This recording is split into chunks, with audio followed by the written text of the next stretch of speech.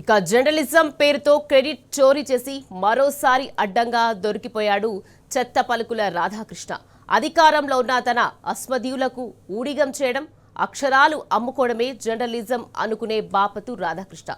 తెలంగాణ ఉద్యమం నుంచి వేరే వాళ్ళ క్రెడిట్ దొబ్బేయడమే పనిగా పెట్టుకున్న స్పాన్సర్డ్ జర్నలిస్ట్ రాధాకృష్ణ.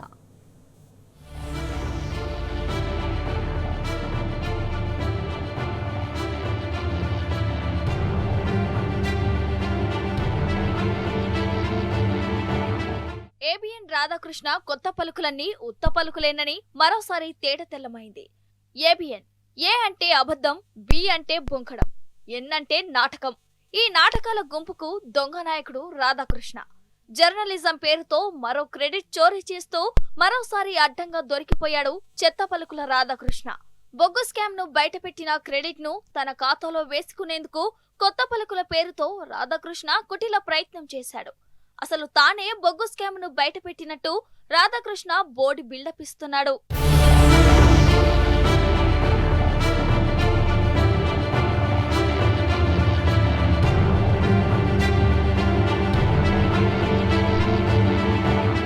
బొగ్గు స్కామ్ పై రాధాకృష్ణ తన చెత్త పలుకులో రాసింది జనవరి 17వ తేదీన.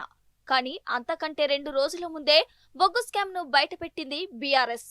జనవరి 15నే ప్రెస్ మీట్ పెట్టి స్కామ్ ను బట్టబయలు చేశారు బీఆర్ఎస్ నేత క్రిషాంక్. రేవంత్ వర్సెస్ మంత్రుల కొట్లాటే కోల్డ్ స్కామ్ అని స్పష్టంగా చెప్పారు క్రిషాంక్. ఇక అందరినీ కాపాడుతున్నాడంటే వాటా ఉన్నదా, అట్లనే అనుమానం వస్తున్నది.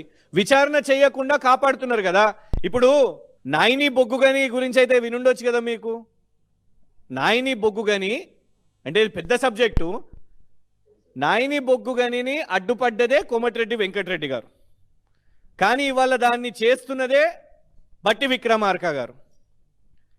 రేవంత్ రెడ్డి గారికి కూడా ఏదో ఆశ కలిగినట్టుంది, రేపో మాపో దాని 1600 కోట్ల కాంట్రాక్టు. ఇది చాలా పెద్ద సబ్జెక్ట్. ఇది ఆ ముగ్గురు ముఖ్యమంత్రి, ఉప ముఖ్యమంత్రి, మంత్రి మధ్యలో జరిగిన కొట్లాటనే లాస్ట్ 2-3 రోజులు మనం చూసిన ఎపిసోడ్. సో అట్లా కాపాడుతున్నారు కావచ్చు వీరిని కూడా. క్రిషాంక్ వివరించిన అంశాల్లోని విషయాలను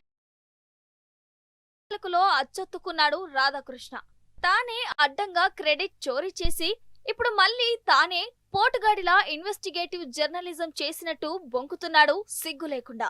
ఈ సిగ్గులేని దబాయింపు రాతలతో ఎవడిని ఏమార్చాలనుకుంటున్నావు? అక్షరానికి ఎంత చొప్పున పుచ్చుకొని రేవంత్ పలుకులు పలుకుతున్నావు? ఇదిగో ఆధారాలు బయట పెట్టాం. ఇప్పుడు ఏం చేస్తావు రాధాకృష్ణ?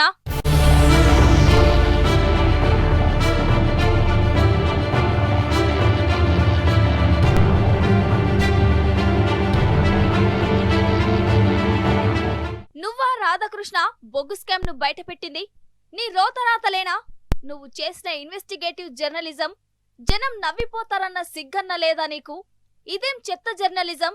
ఎన్నిసార్లు అడ్డంగా దొరికిపోయినా ఇంకా కుసంస్కారపు బుకాయింపులేనా రాధాకృష్ణ? ఉద్యమం అప్పటి నుంచి వేరే వాళ్ళ క్రెడిట్ దొబ్బేయడమేగా నీ పని అని తెలంగాణ సమాజం రాధాకృష్ణను నిలదీస్తోంది.